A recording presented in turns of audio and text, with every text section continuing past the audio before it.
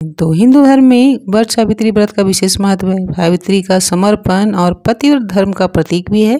इस दिन वट वृक्ष की विशेष तौर से पूर्ण विधि विधान से पूजा की जाती है। भगवान शिव और माता पार्वती को समर्पित है यह पर्व। व्रत सुहागिन महिलाएं अपने पति की लंबी उम्र और जीवन में खुशहाली के लिए व्रत रखती हैं। इस साल 26 मई 2025 को रखा जाएगा। इस व्रत में कुछ बातों का ध्यान अवश्य ही रखना चाहिए, खासकर जब आप पहली बार व्रत रख रहे हैं। इस व्रत को करने से पति पर आने वाले संकट दूर होते हैं और लंबी आयु का वरदान मिलता है। पूजा सामग्री आप इस प्रकार से खरीद सकते हैं। आप पहले से तैयारी कर ले। रक्षा सूत्र, कच्चा धागा जो कच्चा सूत्र, बरगद का फल, पत्ता, बांस का बना हुआ पंखा इसमें विशेष होता है। सिंदूर, फल, जो मौसमी फल हैं वो अवश्य यहाँ पर रखें। फूल, रोली, चंदन, अक्षत, दीपक, गंध, धूप, सुहाग सामग्री जितनी भी आप ले सकते हैं। 16 श्रृंगार ले तो और भी अति उत्तम, लेकिन जितना बन पड़े आप जरूर रखें। 1.25 मीटर कपड़ा रखें या फिर आप कोई भी पहनने वाला चीज भी आप रख सकते हैं। बतासा, पान, सुपारी, वट सावित्री व्रत कथा की पुस्तक, पानी से भरा कलश बनाने के लिए भी रखें।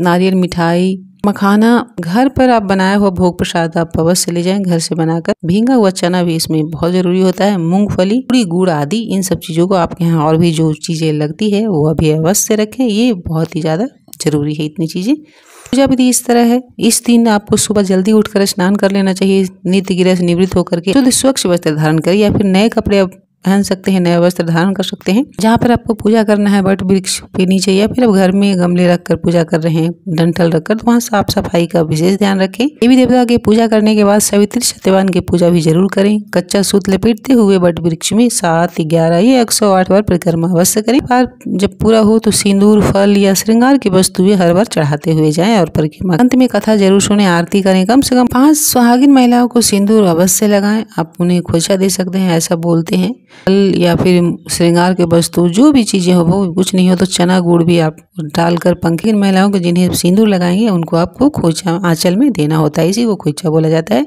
बड़ी हैं तो आशीर्वाद ले, छोटे हैं तो आप आशीर्वाद ले। एक दूसरे को आशीर्वाद रसे आदान प्रदान करना चाहिए। व्रत रखने वाले महिलाएं खास कर ध्यान रखना चाहिए। इस दिन के बाद पति की पूजा अवश्य करें, उन्हें पैर छूकर प्रणाम करें। इस दिन निर्जला व्रत रखा जाता है, तो कम से कम पूजा तक तो आप निर्जला अवश्य रहें। बाद में जलाहार फलाहार करें या फिर आपके यहाँ जिस तरह से रखा जाता है वो आप जरूर करें। भक्ति सामर्थ्य के अनुसार ही व्रत करना चाहिए। पूजा होना बहुत जरूरी है। जो पूजा नहीं कर रहे हैं वो भी महिलाएं इस दिन 16 श्रृंगार अवश्य करें। अपने अपनी जगह का नियम अलग अलग होता है, तो आप उस तरह से व्रत रख सकते। इस दिन किसी से वाद विवाद न करना चाहिए। सकारात्मक आप विचार रखें। भगवान का नाम स्मरण करते रहें। गलत व्यवहार किसी से न करें। इस दिन खासकर सभी महिलाओं के लिए ये सब ज्यादा ध्यान है।